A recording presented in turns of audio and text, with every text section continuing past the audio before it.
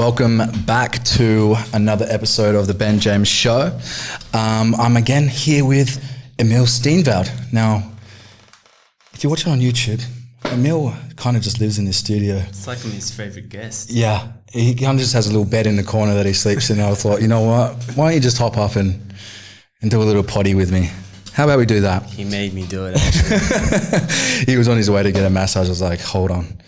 I've got something I want to talk about. And today we're going to be talking about how to absolutely crush and annihilate people online who do not agree with you. And I've got a list of things here on how to do it. All right. If anyone knows me, I don't mind a little bit of conflict. He loves it. I like the science behind influence and how to actually have influence. Now, I think this is one of the big things that sort of frustrates me in the world right now. Is not so much the varying of opinions, it's like the way that people go about things. So you would have guessed it, it's a bit of clickbait. And it's clickbait because a lot of you actually probably maybe deep down, or even just admittedly, just really just want to crush people online without have a difference of opinion. So it's not really going to be about that. It's going to be able to how you can influence better and how you can actually go and navigate the online space in a way where you actually have healthy dialogue. And not be one of these people that, you know, they're just those people that you just, Keyboard warriors. Keyboard warriors, just not another one of those, right? So, number one, don't get into them in the first place. How?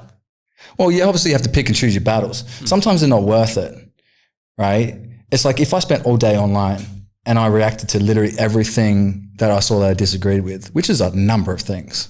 I think it's almost impossible to go online and not see a whole bunch of stuff where you just like disagree with, right?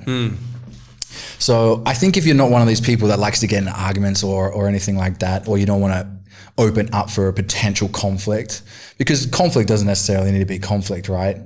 Discussions, things can be discussions. They don't have to turn into conflict, but there's a certain amount of ways of being able to enter into them that, and times where maybe you should just go, is this really all that important?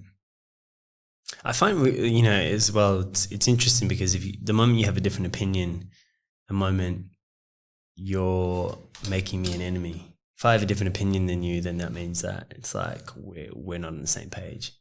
And it's really interesting now, with what's going on, even in the world right now, with how people are, obviously in America, there's so many things going on right now. It's like you're either left or you're right, or you're Republican or Democrat, which is probably the same thing, which is what I just said, but no, it's different. It is different, right? Yeah. So it's one of those things where it's like I've got friends that are Republicans, but I've also got friends that are Democrats, and listening to it from an observatory view, but also going, okay, well, I see what your point is, and I see what your point is, but it's ultimately, I think everybody wants to be heard, seen, understood. But sometimes our opinions are like, we take it as like, that is my absolute truth. And if you ever try to defame my truth, I will demolish you. Yeah. It's like you're done with this. Well, it's this group thing, it's this group identity. And that's what I feel like is a big dangerous thing, even if we're just talking about America. It's just like this identity politics instead of this being able to, because both sides share, there's 5 values as far as morality is concerned. The left typically steers towards these 2 types of values, and the right tends to steer towards these 3. But someone that's going to be able to navigate the world in an effective way a lot of the times isn't going to disregard the benefits of one side and the other. It's these extremities, right? Yeah. Of extreme, and then dismissing all other information because it's like I have to protect this one way or another. But I think, obviously people care a lot about different things in the world. There's a lot of things I care about. There's a lot of things I have opinion about. But it's not just about having an opinion. It's got to be able to differentiate between, am I just wanting to be right here or wanting to influence? So a lot of what we're going to talk about today is some of those things that maybe you can just check yourself at the door before you enter any of these things. Because I have to do it for myself, right? I have to do it all the time. And this is what I'm talking about, because I know I have to do it all the time. And it's a muscle that you have to build, right? I'm sure there's a lot of people when it's like, you just see something, you're like, oh, this person is so stupid. And like, they don't know what they're talking about. This is not the best way of going about it. The way that I think is to go about it is the best way. Everyone's trying to navigate the world in the way that they think is best suited. We can't possibly not. But are you actually doing a good job of it? Or are you actually fueling the things that you actually don't like? And that's where we have to differentiate between, am I in a position right now to try and influence people?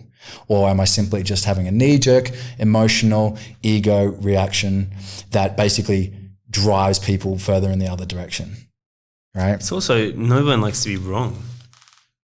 So it's like, you're right and someone's going to have to be wrong. And guess what? If you're coming at it with force, if I'm like coming in and I'm like, no, it's like this and this and that, and it's almost like I'm telling you, it's like, you're not going to side with me. Almost, even if it is right, you're not going to want to hear it because you're getting absolutely obliterated by someone online where you're like, fuck you. Yeah. It's like, that's one of the points that I've got here. So we're going to be able to go into that later. But the next one is try not to reply when you're emotional, right? Question, am I in a position right now to carry out healthy dialogue? Right? I can't tell you how many times I've written something out and gone, wait until the emotions subside, right? Because it could be temporary. Think about it on clear head. If you still feel the same, still want to write about it the same, then by all means. But typically a lot of time when I let myself fall back into a more calm state, a lot of times I don't feel, times pass and I don't feel called to actually go and do anything or say anything. I've carried on with my day, right? So being able to sort of hold off when being governed by just emotional state, I have to check that myself. It's like, yo, you're just really angry right now, or you're annoyed, or you feel like this is not useful, and you have to right or wrong, right? Because if you value justice, that I think for a lot of people that really value justice, it's difficult. When you feel like there's an injustice there, I think it really allows people to slide out of influencing in a really, really healthy way. And there's this moral nobility that sort of comes into play, right? Where everyone likes to feel like they're more morally noble. Everyone likes to be right. Yeah. So next one. We need to understand that everyone has had different experiences in life. Right? If we understood what they've experienced and we'd experienced the exact same, we would not think any different or show up any differently or believe any differently or act any differently. And I think me being able to recognize that myself and go, hey, look, I dare say that you only get to hold your opinion because you haven't shared the same life experiences as a person.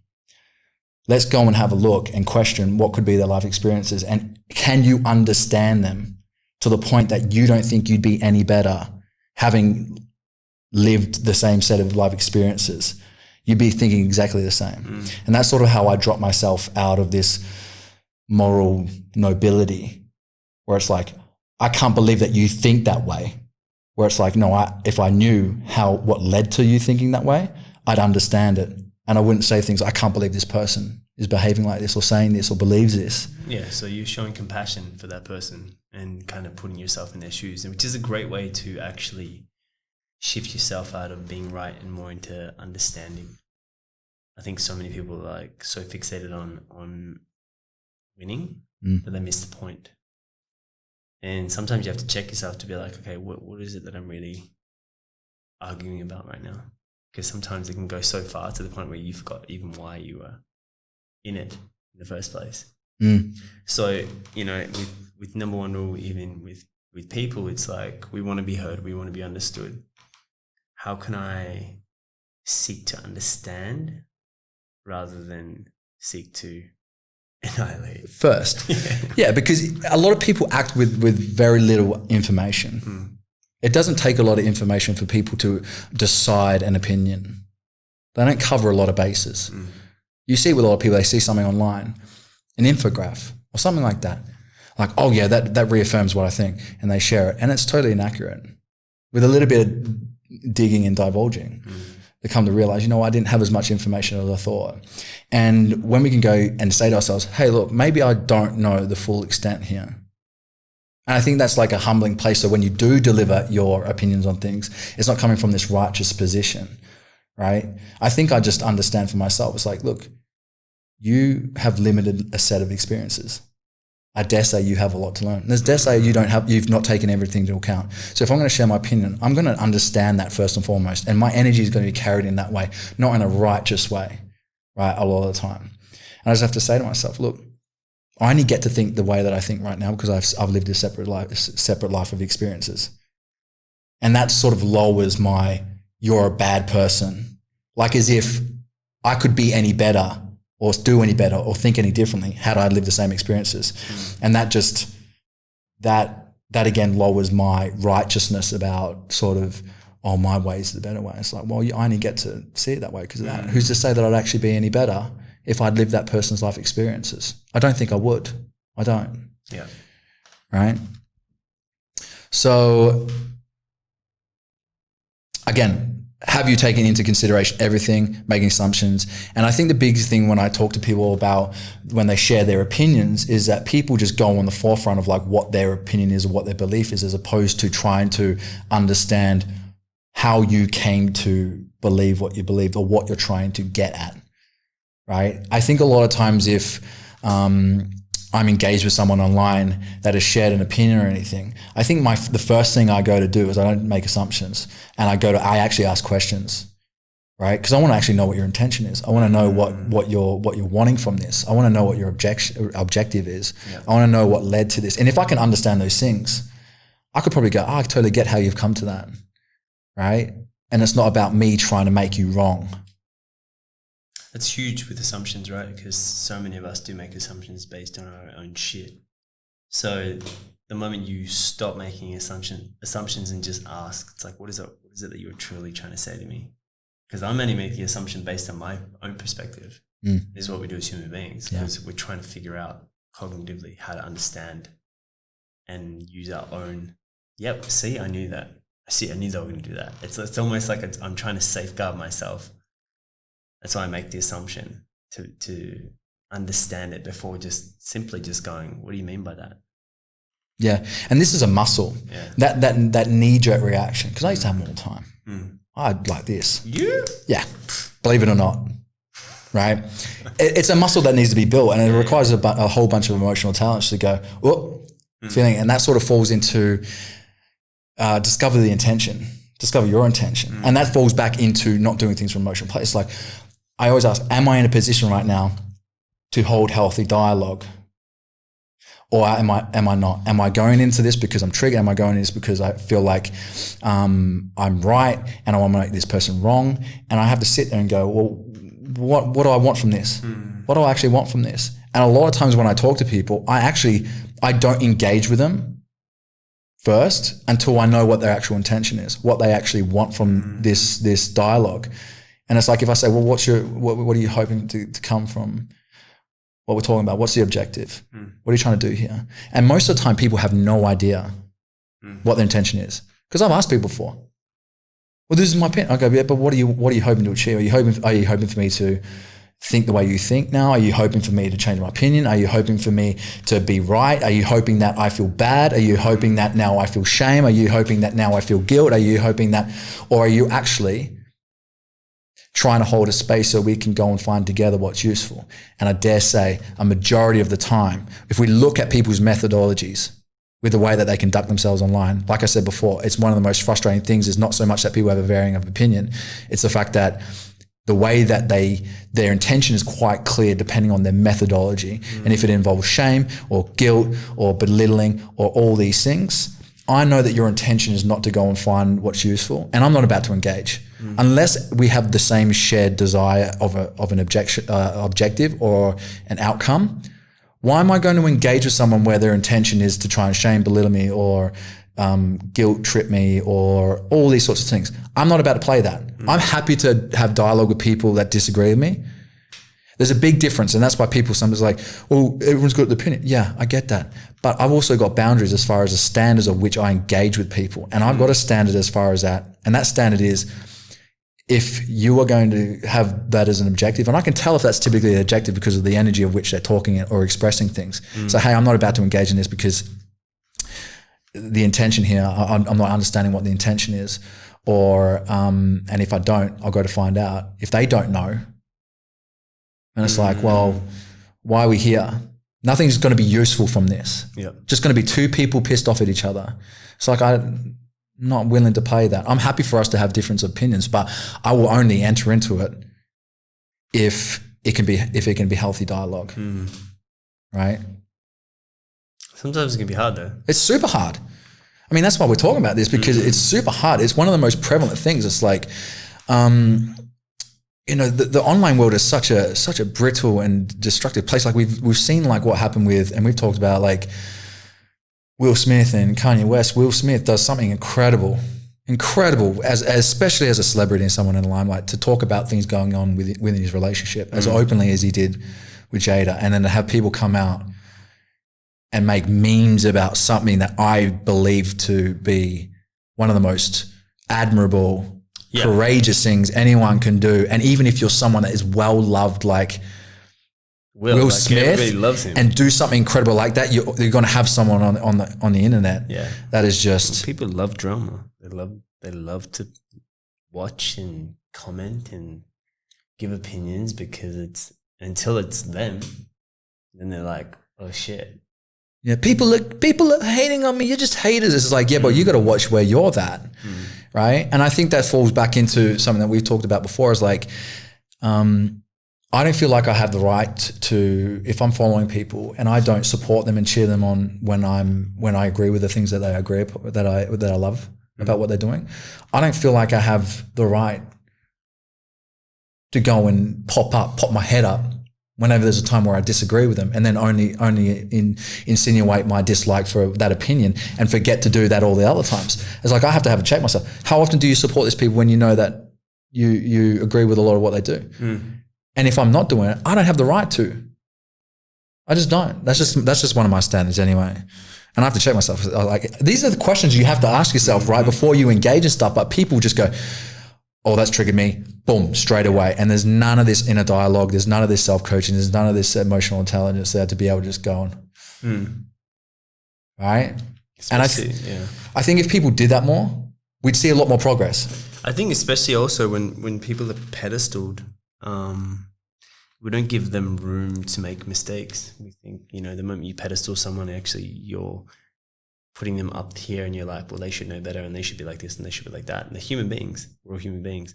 I've done it. Yeah. I know I've done it. The thing about pedestaling someone, especially someone that you're seeing online, the moment they make a mistake, why do people give them shit, or why do these people judge so much, is because you haven't allowed them to be human. You've made in your mind the illusion that they have to be like this and they're acting like this, and maybe they're great as a magician, but they're really shit in relationships. So the moment they make a mistake in their relationship, guess what? I'm going to hold you accountable to that. And that's so bad, and there's no room for a second chance. They think that everyone's going to have this moral purity that they don't know. It's just like, and that's again, like not positioning yourself as being a human. I mean, that's why I think it's important for us to be able to have like these conversations and talk, so people can get a sense of like how we actually are. So we're not pedestals, because that's the last thing we want. Last thing I certainly want is to be held to a high moral standard that of which is impossible. Right? Yeah. So, next thing is, because again, like we spoke before, people are looking to be right more than they're looking to influence. Now, to me, influence is you have an opinion, I have an opinion, and I've been able to conduct myself in a way where now you've been willing and accepting of new information that you didn't take into consideration before. Now you've decided that you want to change your opinion, not me. Because it's like, I want to be the one that made you wrong and you choose different. Like, it's like, do you actually care about the thing that you're trying to the good cause that you're trying to fight for? If you do, then you don't care. You care about the outcome being the fact that person, but not from obviously a shaming position, because that then creates issues in people's lives elsewhere, layers, and it manifests in other ways that are not useful. So it takes a good cause and turns it into a bad one somewhere else. Right? So I think you cannot tear away someone's belief system by tearing them down for having it in the first place. And we have to check out moral righteousness sort of at the door, right? True. And there's a term in psychology called splitting, and one of the examples is I think we've spoken about before, but like someone brings their partner home and their father is staunch religious of a different religion, and says, no, we're absolutely not. You're out of the family. Don't want to talk to you. And it turns out like 10 years later, they find out that he was having an affair with someone of the same faith that he dismissed, right? So I think a lot of times when we see people, they're regaining this sense of good. They're trying to regain this sense of goodness in themselves through things that they've done wrong in the past or they shame themselves in the past for, and overcompensating that by then going so high up, righteous, to regaining that sense of goodness by righting their wrongs, by not correcting their wrongs, but belittling other people for yeah. And I mean, most of the time someone's going to judge based on how much they judge themselves. And if I'm a harsh self-critic to myself, then guess what? I'm definitely going to be harsh to you. So every time like I see someone stuff up, especially if I beat myself up for the tiniest little things, mate, it's almost like my opportunity to go, see, you did that wrong. And you've heard it before, hurt people will hurt people. If you judge yourself, you will literally be judging other people. If you love yourself and you accept yourself, then you'll accept other people. We mirror. So as human beings, what we do is we look for it. And if there's a trigger, this is what's interesting about triggers. If there's something that's triggering you online, check in. What is actually triggering me? Because it's my trigger. No one can trigger us. It's not the person. No. If it wasn't them, it would be someone else. Yeah. So it's not directly them. It's actually me reacting from an old wound, because that's what a reaction is. Yeah. I'm reacting from an old wound, and I'm getting triggered by something that you said, but it was always in me. And if it wasn't in me, then I wouldn't be triggered. Yep. And that's again like being able to have, the quality of our life is dependent on the quality of questions we ask ourselves. But it's like being able to just go, like, you talk about it all the time, like checking with your breath. You're talking with people that hop on the stage, like, hey, just breathe. And you can see like when their breath's out and everything, like then they're just the way that they sort of show up is erratic or anxious or, out of alignment. And it's like, just check, have a minute. Just bide yourself some time to just think about things a little bit more. So that's a big one, is like, just understand that a lot of people think that their method of, I'm going to destroy you from having that belief in the first place means that now I've got someone to change their opinion. Doesn't work. It doesn't work. So that's where we see people actually not caring about influencing people. They just care about being right. And then it further pushes the person the other way, deeper into that belief. So that's why we have to be able to ask ourselves questions and going, do I actually want to influence? If not, what do I want for this? Want to be right? Okay, well then I've got something that I need to have a look at. Yeah. And that sort of falls into the last one. And there's no other way of saying this. Well, there's other ways of saying this, but this is probably going to be the way that I understand. It's like, shame is the least intelligent form of influence. Yeah.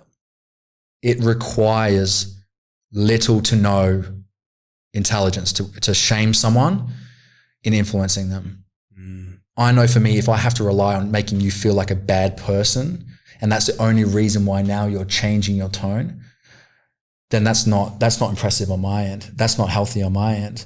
And we've got to understand, it's like a lot of people are choosing beliefs not because they actually believe in the thing, but because they fear being perceived as a bad person more than anything. And that is never a good enough reason. It's manipulation.